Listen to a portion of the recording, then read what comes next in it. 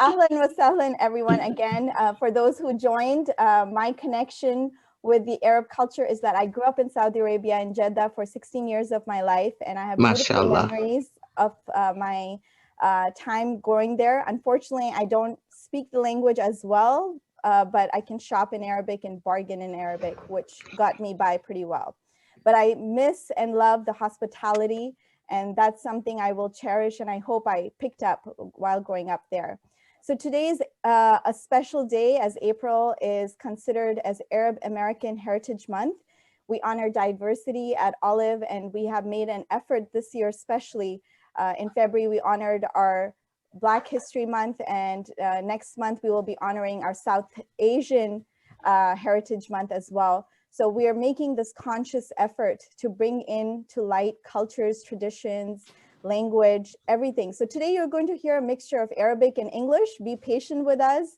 It's a great way to honor somebody when they are even saying something, even if you don't understand, you can hear non-verbal cues that still will sound and feel very familiar to you. So we have a very special guest today who happens to be our advisory board member as well at Olive, somebody who is very well known to the community. I like to introduce Nahla Kayali from Access California. A little more about Nahla. She's the recipient of the Champion of Change Award from the White House in 2014. Nahla Kayali is described as an advocate and a leader who inspires, elevates, and empowers underserved individuals and families to ensure they have access to health and human services. Arriving to the United States as a Palestinian refugee from Syria at the age of 16 and married and only having finished the 9th grade, Nahla founded Access California, known as Access Cal. In 1998, a culturally and linguistically competent health and human services nonprofit organization in Anaheim, dedicated to empowering underserved populations with a focus on Arab American and Muslim American communities. Under Nahla's executive leadership, Access Cal serves 11,000 unduplicated clients and provides over 65,000 services annually. Access Cal's programs include case management and advocacy, healthcare, access services, employment, tax services, counseling, and support services, financial assistance services, education, citizenship, immigration, community, civic engagement, refugee services, and also Nahla's work continues to make an impact at the local and national level and has awarded her multiple recognitions from public officials, foundations, corporations, and service providers.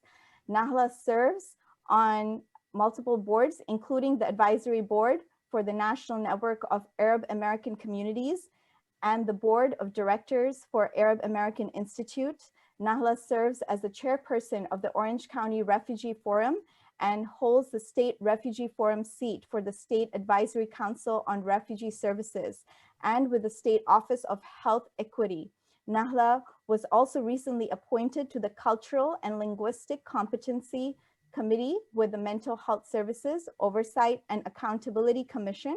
Most recently in 2019, Nahla's work was featured in the book Leadership with Impact, Preparing Health and Human Service Practitioners in the Age of Innovation and Diversity, written by Juan Carlos Arque, PhD, a clinical associate professor, and Eugenia L. Wise, Psych D, a licensed social worker, a clinical associate professor, who both work at the Suzanne Dwork Peck School of Social Work at the University of Southern California. With that said, I would like to welcome Nahla. Thank you for joining us today. Thank you, Zainab.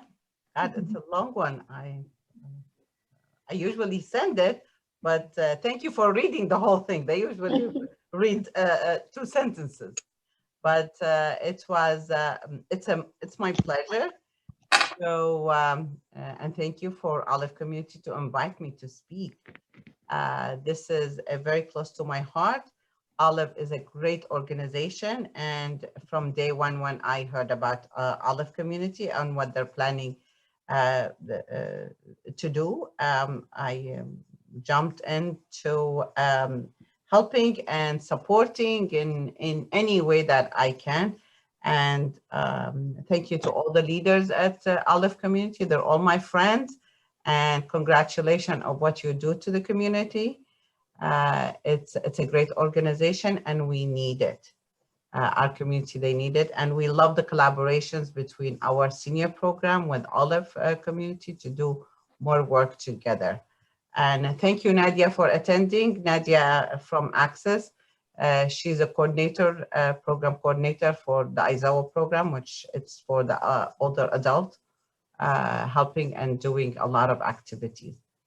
As you heard, Access California is a culturally based organization dedicated to empower all underserved.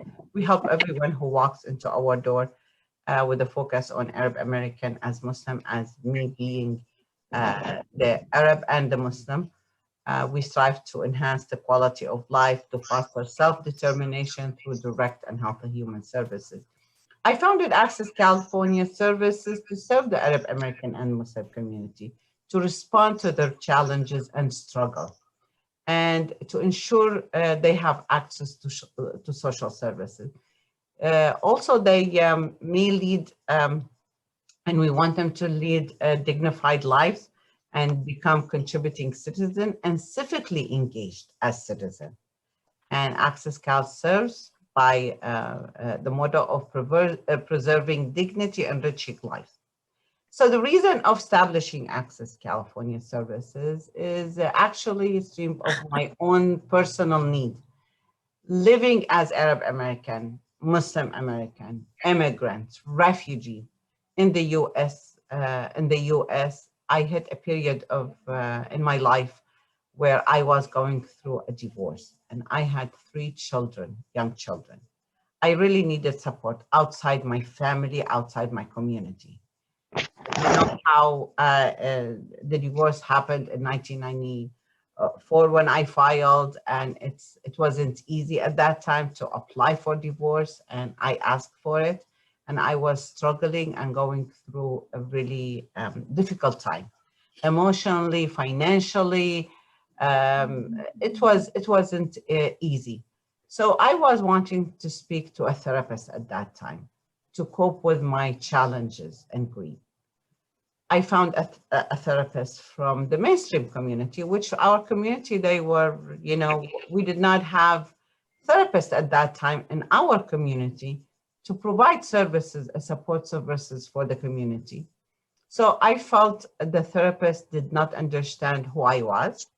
I did not understand my culture or why I was feeling certain things. You know exactly what I'm talking about. Do you want me to speak in Arabic?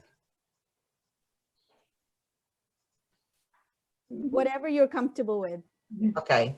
Then I decided to go to a local mosque. I thought maybe this therapist does not understand. I'll go to the mosque to seek guidance. Of course, at the mosque, they understand who I was. They understand where I'm coming from. They understand how I think, but they could not provide the professional mental health at that time.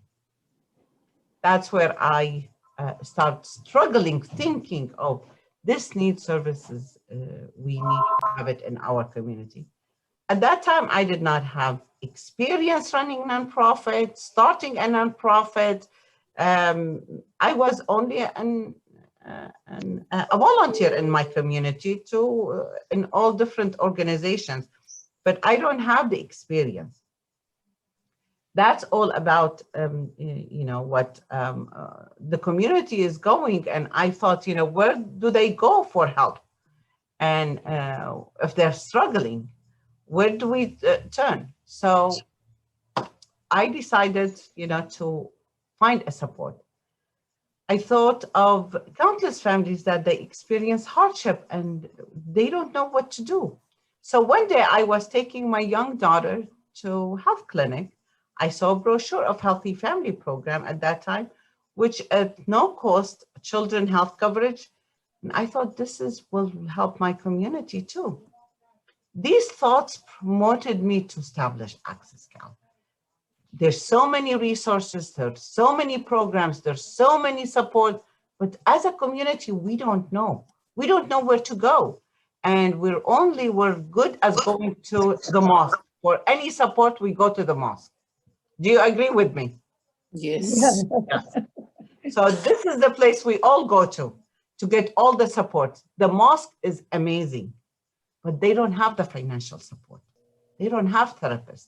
They don't have case managers. They don't have people to guide you. They don't help you with resume writing. They don't help you with a lot of things, but they bring us all together as maybe a group's support. But and I thought, you know what, I really need to start something for the community. So when I took my daughter to the library, I found a book, How to Start a Nonprofit. I was reading that book and I thought, this is going to be easy.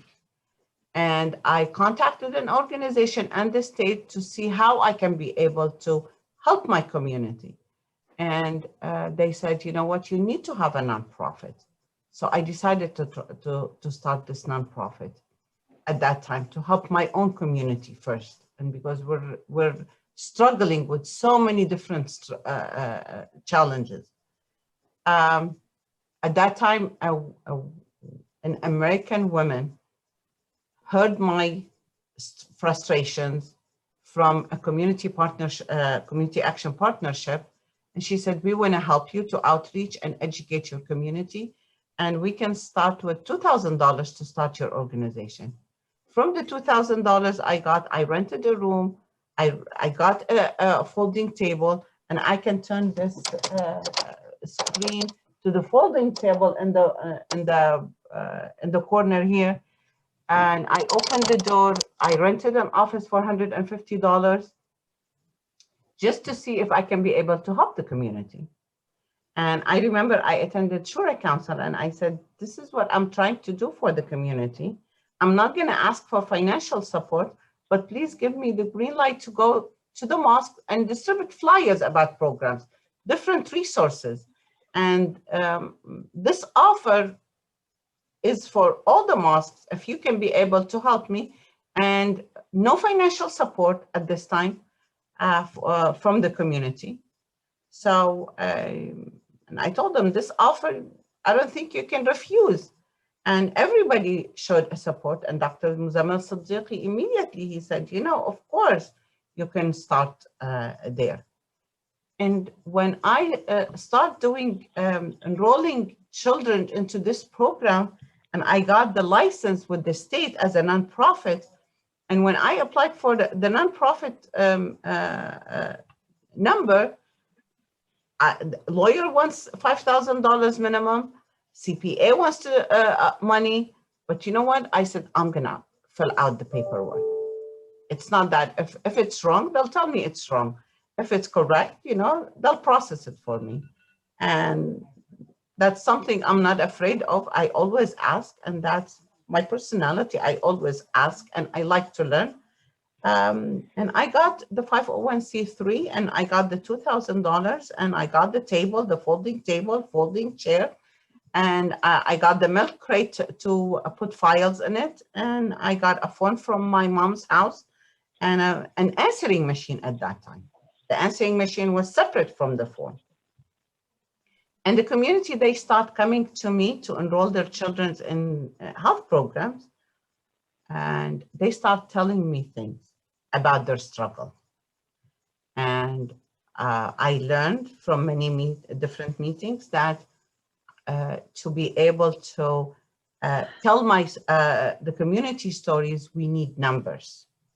And I remember in one presentation I was listening to, one professor said, if you don't have numbers, it's only an opinion. You can't just tell the people, oh, my community needs this, my community needs that.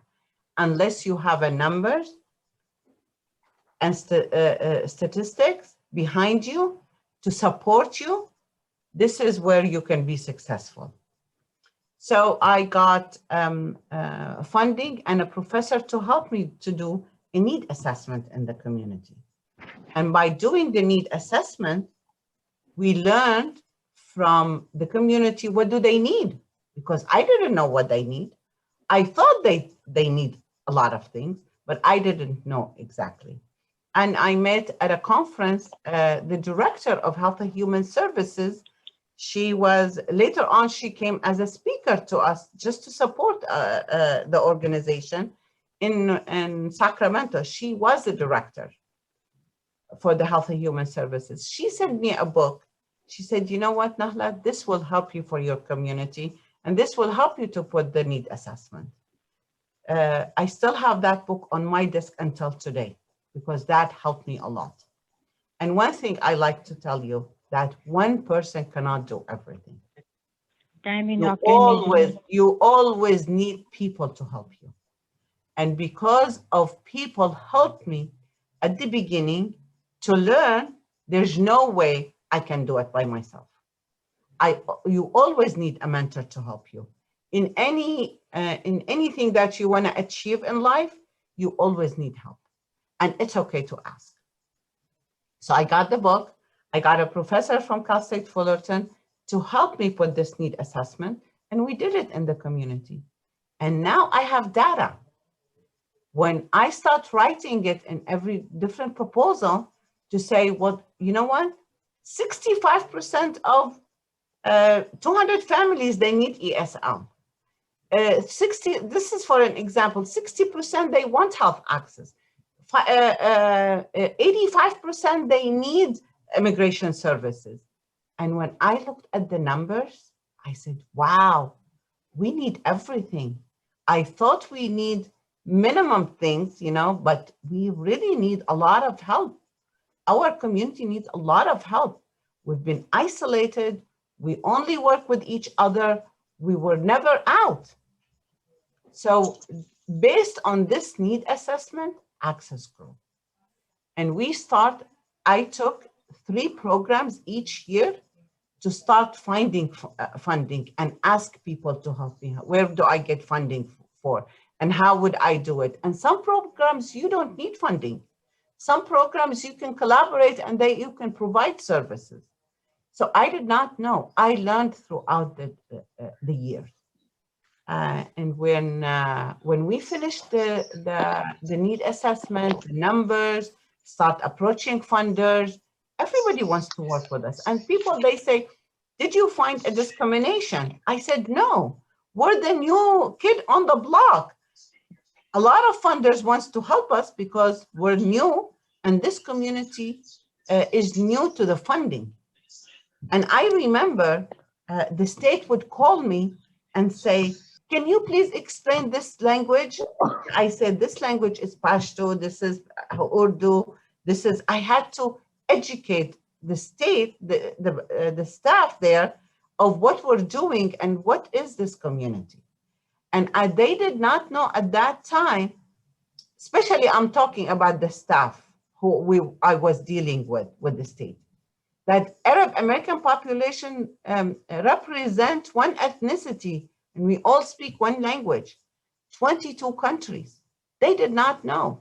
I had to cut from the yellow pages, the Arabic yellow pages, the map, and fax it at that time to them to let them know that this is, all these countries, they speak one language. And at that time, Arab American Institute, they sent me the polls that they did around the Arab American. They said 800 Arabs, they live in California, but we're scattered and we're not united.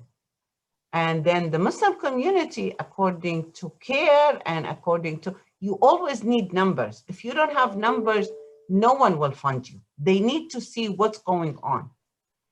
So in our community, they have so many challenges, but even with the English proficiency, we have different factors and different levels.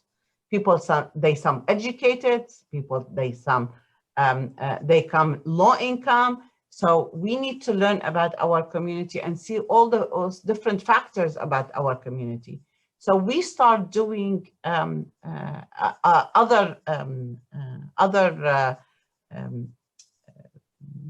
we do a lot of need assessment. And right now, as we are speaking, we're doing one with the UCLA. They want to learn more about our community. And we're working with 2 professors there to develop this according to the Arab and the Muslim community. And when you have universities behind you, that makes the data more strong with that.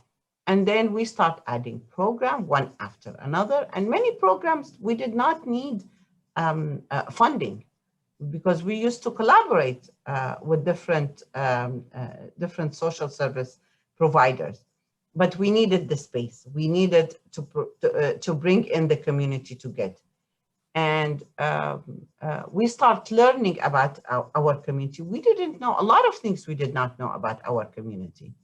And I'm going to concentrate today about the Arabs because it's the Arab Heritage Month. So the Arabs, they come to United States as immigrants or refugees. Just the recent last 10 years, we start seeing Arab they come as refugees. But before, they used to come as immigrants because we're not on the borders of United States. They have to fly in to get a visa and get here. So we were all immigrants. 10 years ago, they start bringing refugees from the Arab countries. And they come, now we have 2 different communities in the Arab community. We have the immigrants and we have the refugees. And the immigrants' needs are completely different than refugees' needs. Immigrants, they come happily. They are sponsored by their families, and they can arrive today and tomorrow they can be at Disneyland. Refugees, they come with a lot of struggles and a lot of trauma because they flew out their countries and they went to the neighboring countries and they apply for refugee status and they with the United Nations, and then they bring them. So we have 2 different communities from the Arab community. And then we have the second generations Arab American. It's another generations where we saw we throw the lens on immigrants, and what did they do? Immigrants, they build the community. They build mosques, they build organizations, they build different institutions, they build Islamic schools, they build, even with the Arab American, they build the Arab churches. They built a lot. They put the foundation. They laid their foundations. Refugees, they're struggling, and we're relying on their second generations of refugees, and that's how the governments are looking at the refugees of the second and third generations who they are becoming. Second, third generations, their interest is not building the community. Their interest of themselves being active civically and being successful as individuals. Where immigrants, they came to build the community together. And I don't know if you agree with me on that. So their interest, we're struggling getting second and third generations to take over all the institutions that we built as immigrants. We're always struggling to see who's going to continue, who's going to be supporting those the mosques, who's going to be supporting the institutions, who's going to be, because the second, third generations, their interest is completely different. And we see it from our children. Their interest is completely different. So coming as immigrants, most of them, they came to study or to united with their families. And most of refugees now, they come, their English level is really low, unless they came as, although it's under the refugee status, the asylees. The asylees, they come to United States on maybe visitor visas, and then they ask for asylum. And the process is about 4 years. Refugees, the process is 4 years, but they wait outside United States at a refugee camps before they come. But the period is the same. 4 years waiting for their entering the countries, asylums, they are waiting here, but they are granted the work permit. And most of asylums, they have money. They came with a different socioeconomic. They know how to speak English. Refugees are completely different, where they went to refugee camps and then they apply. So we're talking about different communities within the Arab community. We have the immigrants, we have the second, third generations, we have the refugees, we have the asylees. So the community, their need is completely different. And we Access California Services is right now we are facing hardship and we're concentrating only to help the socioeconomic status, because our community is huge, and now we were concentrating on only the low-income community. Yes, we help everyone, but the priority is for the lower socioeconomic who they have status, because those people, this community, they really need a lot of help. They don't know how to navigate. They don't know how to navigate the system. So we are working with the Arabs who they need to apply for healthcare coverage. Arabs who we can helping them to apply to find jobs. And they are scared of the public charge because they think if they receive anything from the government, that they might, their status might be affected. And we had to do a lot of education about the public charge. And they have, they're struggling with PTSD, which is a lot of mental health problems, especially with the low income community. And I'm talking to a community that you really understand that we are afraid of government agencies. We don't like to be associated with government agency. That's another factors of they're always scared. And the Arab youth are having to cope with so many different challenges, bullying, the culture shock, navigating the new college applications.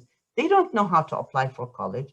They don't know how to navigate the system. So Access California, we are responding to their need. And we wish to adjust their status because we want them to work. That's why we have immigration services, to adjust their status, to get their work permit, so they can become citizen. We help them to become citizen. We teach them citizenship classes. We help them to find affordable housing. Transportation. So we have so many different barriers for them to access, especially because they don't speak English. And because of all these challenges, they exist to serve. Access Cal wants to help this community. And so they can become healthy, stable, self-sufficient, integrated in the community. And Access Cal works to achieve their vision by providing wraparound access to different services. Every year, we help between 11 to 12,000 unduplicated clients. When I say unduplicated client, we count the clients once a year, but they might receive multiple services. But that client, we count them once. If Mohammed came at the beginning to receive healthcare, but during the year might come and receive other services. With those services, the 11 or 12,000 clients, they receive close to 65,000 services. But what we have here at Access California, we have 16 different languages. Our staff, they speak 16 languages. Now we are over 30 staff providing, as Zainab said, case management, clients advocacy. We help the client to advocate for themselves. They can make the call to social service agency in our office, where case managers are sitting next to them and trying to help them to advocate for themselves, to speak for themselves. We have the emergency financial assistance. We have healthcare access. Access California was one of the top organizations enrolling people in health programs. Our staff are certified to do most of the work with the government. Employment services, we help them to do resume writing, mock interview. We prepare them for the interview. We help them to write the letter. We ask them to do a research about the employer that they're going to be applying for, just to convince the employers that they are the best for their work. We have the counseling and support services. We help children, families, group, individuals in counseling. We have 6 therapists here at Access California. Our therapists, they speak 5 languages. Then we have the education services, ESL classes, computer training, yoga classes, and I know some of our seniors are in classes. Then we have the citizenship and immigration services. We have the refugee social service. And just to let you know, Access California is the only organization in Orange County contracted by social service agency to serve the refugees. So every refugee, they come to Orange County, they must come, they are referred to us by the Orange County Social Service to help them. And then we have the youth program, an after school program, community service. We take our community for civic engagement. We take them to city council meetings. We take them to different activities, and we get them to food bank so they can support. And these services are helping the community to access the support for all of the employment, housing, security, physical. And so our community becoming a contributing citizen in the society, and they are civically engaged. And these services, when we see a client or of our clients are working, they are taxpayers, they are voters, they are leaders, and much more. And this brings joy to us that we are in good place, are supporting our community. And we are ensuring all Arab Americans, all our community. I always talk about Arab American and the Muslim community we want them to lead a dignified lives and contributing citizen. And they can add to the landscape of the US. And we are one thread of the tapestry. I hope I covered everything. And if you have any questions, I'm here to answer. Thank you. Thank you so much, Nahla. That was beautifully said. I mean, you packed all that in like 30 minutes or less. Like, that is impressive. But that was so much information that really opens our eyes to, you know, the reality, because yes, Arab culture is one thing back home, but you know, life in America is different when it comes to different.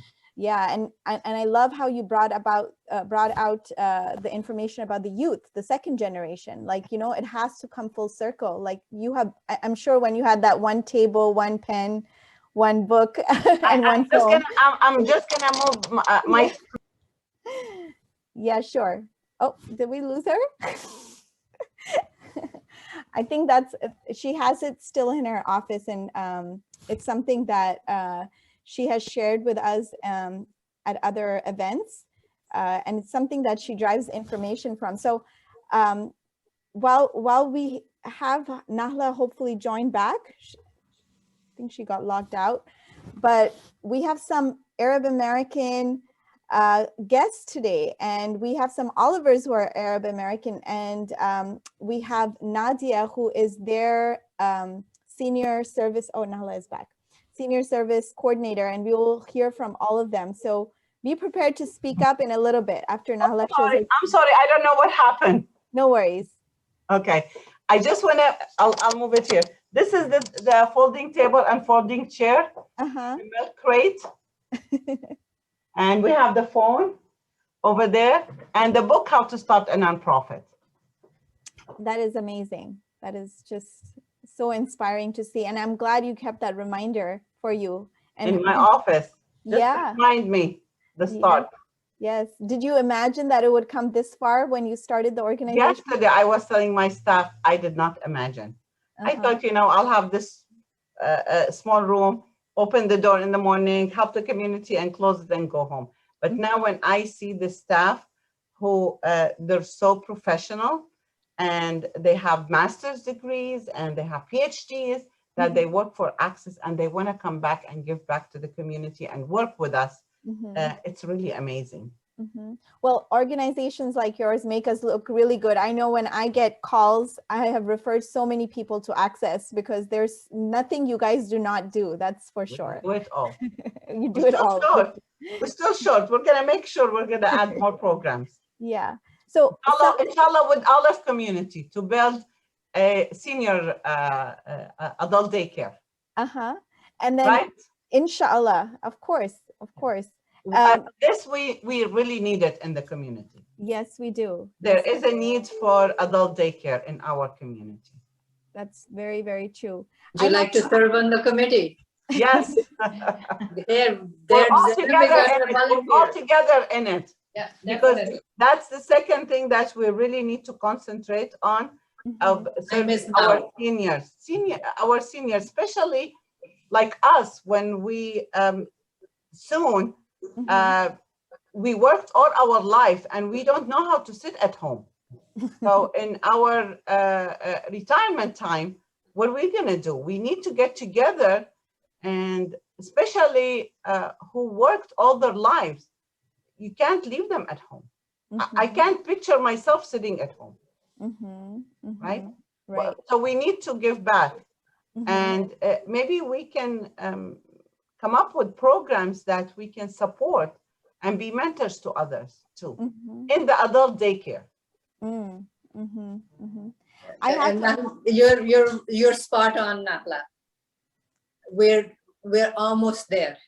Good. You're spot on. Yes. You're spot on. Yes. Very big need. Yeah. Yes. Very big need. Yes. Nahla, I have to ask, who is your role model? My role model? Yes. Right now? Because I'm going to keep working to the last day of my life. My role model is Nancy Pelosi. She's almost, 87? Diana Feinstein. When she finishes her term, she's going to be 91. Our president. So life needs to keep going, and we are in need. Of course, Rosa Parks is one of them. That how she insisted of helping to advocate. Many women who I read their stories, they inspired me a lot. That we can make the world a better place, and the world is relying a lot on the women because we are at the front line, and we are a multitask that God created us with multitask. If you agree with me, we can cook and teach kids and do homework and drive and do everything at the same time, right? Yes, you guys are multitaskers. We are multitask. And I think we are leading at this time. We are leading the world in so many different aspects. The world is changing, and we have a huge role, and we need to learn from each other. Absolutely. But Rosa Parks is one of them. Okay. I love her story. Thank you for sharing. Do you have a message in Arabic for the Arabic-speaking Olivers in the group? Oh, the Arabic. Yeah, in Arabic. Would you like to say anything to our Access elders who are here, the Access seniors present, if you want to say something to them? Well, thank you for attending all the activities that Access is putting, and thank you to Nadia, who is encouraging them and doing amazing work with our seniors. But keep coming, because if you stopped coming, our work will stop. So we rely on you. We're one. We're in it together. So we want to see you all the time, coming to activities and asking what's your need, and we're here to support you. We're here to support everyone, to be honest with you. And I've been asked to speak about the Arab American community. I do speak about the Arab American community, but my passion is to speak about the Arab and the Muslim community. And then at this point, I would love to open the floor to all my Olivers in the room. I'm going to spotlight each one of you. I know who you are. So my dear Arab American Olivers, where are you? I'm going to start with Sister Rabia Afghani. If you could share your name, where your family was originally from, and any good memory about your culture, anything that you have to say. I can say before Rabia talk, Okay, me and sure. Rabia, we go back at least maybe 40 years. as friends. And we raised our children together. Good to Yes. see you, Rabia. يا أهلين كيف حالك؟ Alhamdulillah. All right. Okay, Sister Rabia, go ahead. Okay. Assalamu alaikum. I born in Jordan. My parents from Bukhara, Uzbekistan. They migrated around after the Bolshevik revolution to Saudi Arabia. Then they moved to Palestine, and we stay in Palestine till the war happened. We migrated to Jordan, and we stayed there. And I study in Jordan, till high school. Then I finished my education in Lebanon, Beirut. And I started teaching for a while in Jordan. Then I migrated. Then I came to America, to California. And in California, I have Nahla. I met Nahla in Hawthorne. Yes. And you know who took us there? Na'mati, Sister Right. Rubina. You know Yes, Na'mati? I remember. Yeah. Na'mati, she introduced us together. And from that time, we all our pictures in the birthdays party together. So, alhamdulillah, I enjoy that, your friendship, Nahla. I enjoy it too. It's a Yeah, pleasure. and your family. And I work with her sister too in Orange Crescent. Yeah. So, alhamdulillah. And with That's what- Dina, right? Huh? Dina. Yeah, Dina, she was my student. That's a story we want to tell you. Rabia was a teacher for my younger daughter. And then and we used to always tell me, Sister Rabia is not a teacher because she's your friend. She's your friend. She's not a teacher. And whenever she gives her homework to do, she'd give it back to her and say, no, I'm not going to do the homework. And then she was asked to teach Arabic and Islamic study in one of the mosques. And then Rabia was there. She told her, well, right now, I'm not your student. We're colleagues. Yeah. That's right. Well, thank you so much for sharing, Sister Rabia. And you know, we get to see so much of the Arabic culture with you, with your cooking. Last week, you showed us how to make these fatayar, which were amazing. And anything else about the culture that you miss from your time back home? What part of that community or experience would you like to bring or share with the kids and the youth and the community here? What do you remember doing there that you wish you got to do here in America? You know, I find out that our religion become more here than back home. We become more religious person and here. Because when you be in a community just by yourself, you'll find you want to find something to connect you together. And Islam and our masajid, they connect us together, and we become more religious people here than back great home. Observation. Yeah, because when you have something taken away from you, like, you know, mosques, that's exactly what you did. You built mosques and religious centers here. Yeah, and immigrants, they really build our community. They were the pioneers in all way, definitely. Now I'm going to put the spotlight on Sister Nahid. Sister Nahid, are you here? Can you unmute yourself?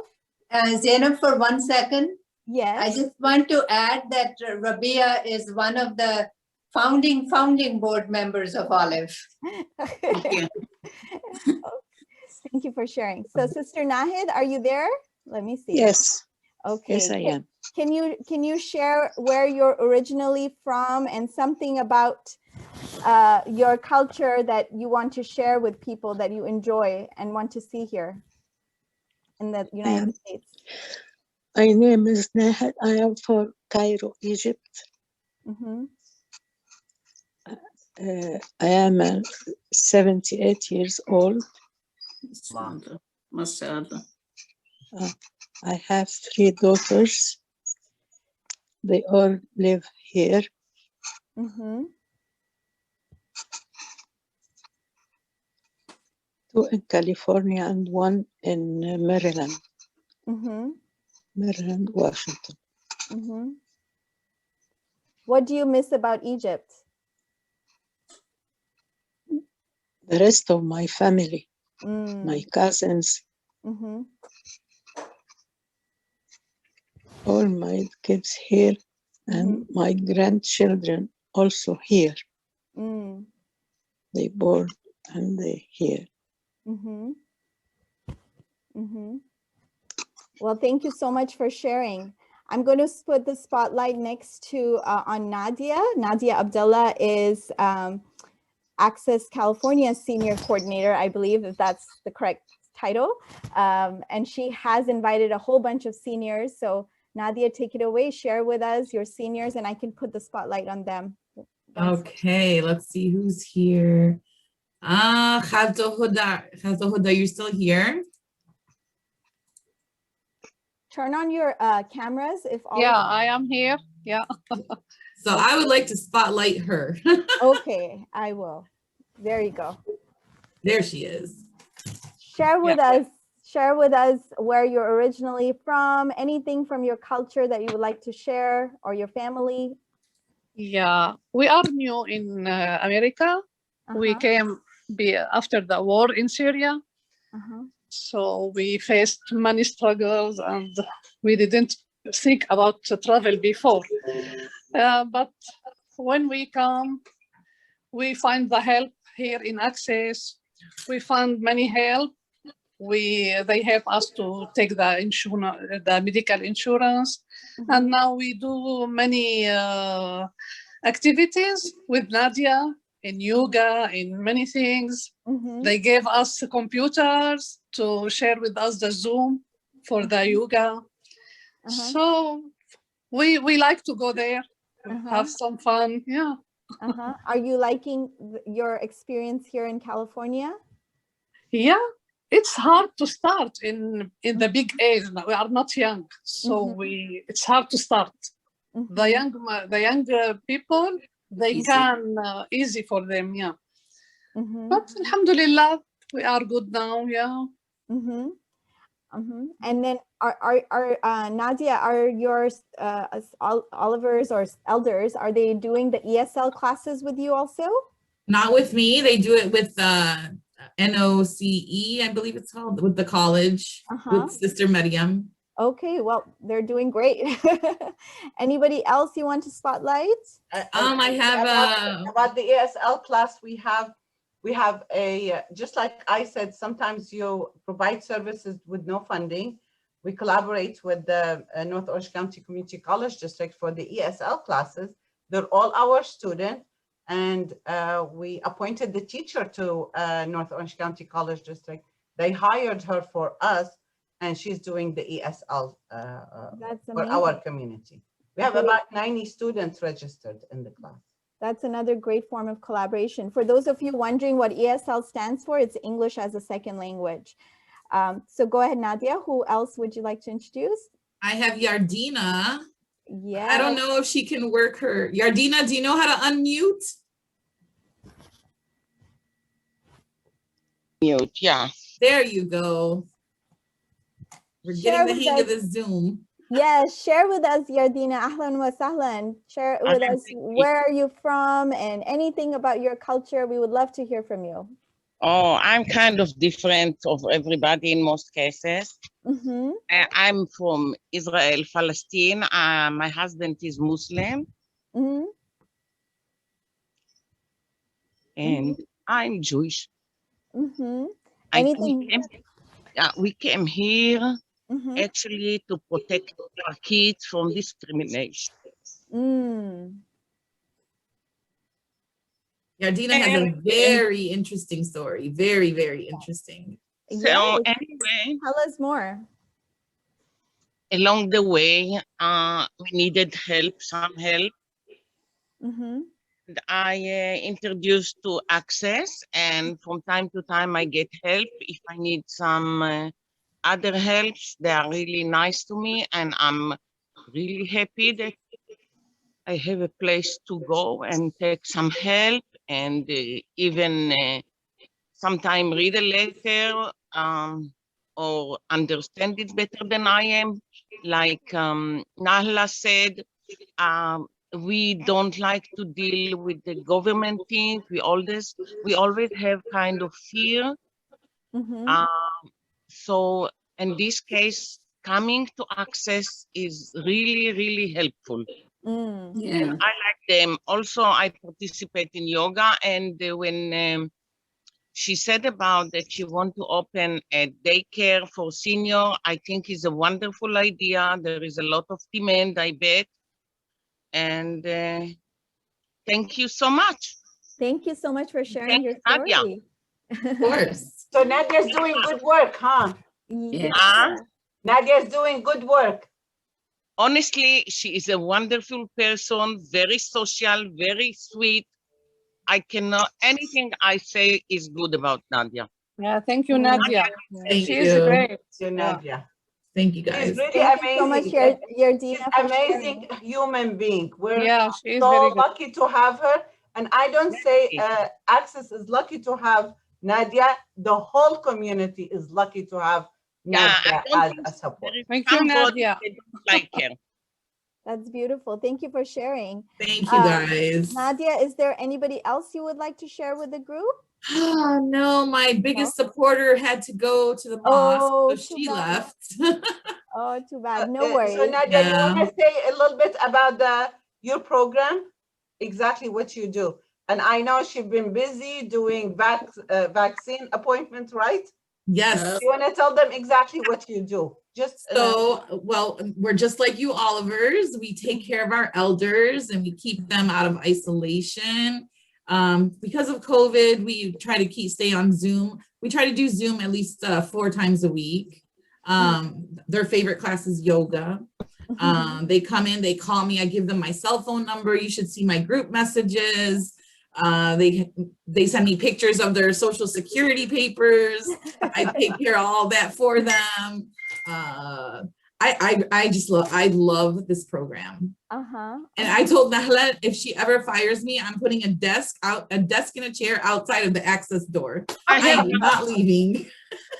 Make sure you get that same folding desk and chair that she has in her room. Who knows? She's attached to that one. That's beautiful. No, this program is amazing. I love it. We walk next to Nadia's office and we listen to her how she talked to them. And we always, and they love her so much. They're so attached to her. There's no way there will be a revolution if Nadia leaves Access. Right. Thank you so much. Thank you. I appreciate you. Are there Olivers in the room? I know we're at time at 12, but if anybody has any last minute thoughts, hey, whether you're from the culture or not, but you have something to share, a story, you probably had a friend from the community that you had a relationship with. I know some of you have lived in Arab countries, so you have a little bit of experience with the culture. Anybody would like to share anything before we end today's session? Rubina Auntie, would you like to share anything? I just want to thank Nadia and Nahla and you, Zainab, and all the Olivers. We've come a long way, Nahla, in less than 5 years. Yes. And inshallah, let's make the next 5 years even better. That's Olive's life. But thank you so much for being there for us as an advisor, and we want to nurture that relationship further as your advisory board member for Olive. Thank you very much, Rubina, for the trust that you put on me. And I'm always there to serve. And thank you very much for inviting me. Zainab, your communication was amazing because it's, I don't want to say negative things, but sometimes with our community, it's very hard to communicate. They don't respond, but you were amazing of your communication. Thank you very much. And thank you for thinking of me. Of course. Speaker. Of course. I really think we need to honor our cultures and our community because there is so much to learn from especially all our elders. All of you are wisdom keepers. So till we have you on this earth, we need every bit of wisdom from you. And, we are lucky as children of the community to really learn from your pioneer work. And you should have Nahla on story time. You should. We have a story time session if you ever have the time. I know you're a very busy lady, but you can share your story with our second generation, as you mentioned, little youth, and they would really be inspired from your story because let me know. I will be there. Okay, that's great to know. Well, I also know who to email. I learned something. When you need something, ask the busiest person. They'll make time. They'll make time. It's true. That is very true. That's true. That's very true. So just let me know, and I will be there. And you will really enjoy that, Nahla, because I had that opportunity to talk to our teenagers, high school students, the Oliver story time. All right. So without further ado, I would like to thank all of you again. Shukran. Shukran. Thank you. Shukran. Can we have one line in Arabic? Somebody say something beautiful in Arabic so that we can end this with a beautiful, positive note. Sister Rabia, would you like to say something? MashaAllah alayki, that you are very beautiful. Oh, hi. Very good. خلاص, she did it. Alaiti or Jamila? I thought Jamila means beautiful. No? Jamila, beautiful. Yeah. You are beautiful. عليك أنت جميلة جدا. Yeah. How would you say in Arabic that I had a good time? This was a wonderful session. والله انبسطنا اليوم. والله انبسطت. استمتعت في هذه المحاضرة. أمضينا وقت جميل. Oh, see, within Arabic language, there's so many dialects. There's different, we have Egyptian in the house, Jordanian and Palestinian. So we have a whole array. We just need some kanafi and then we're good, right? Kanafa. Well, it's Ramadan now. Everybody do kanafa. Yes. Ramadan Kareem. Ramadan Kareem. Shukran, everyone. It was a pleasure to have you, right? Have a wonderful rest of the day. Take care. Thank you. Assalamu alaikum. Olive Community Services is a 501c3 nonprofit organization based in Southern California that provides culturally appropriate services to seniors, their family, and the community. Through its physical and virtual interactive programs, Olive engages participants in a variety of ways that promotes health and well-being. To learn more about Olive Community Services, to get involved, or to make a donation, please visit www.olivecs.org or email info@olivecs.org. Be a change maker, and together, let's live, learn, and thrive.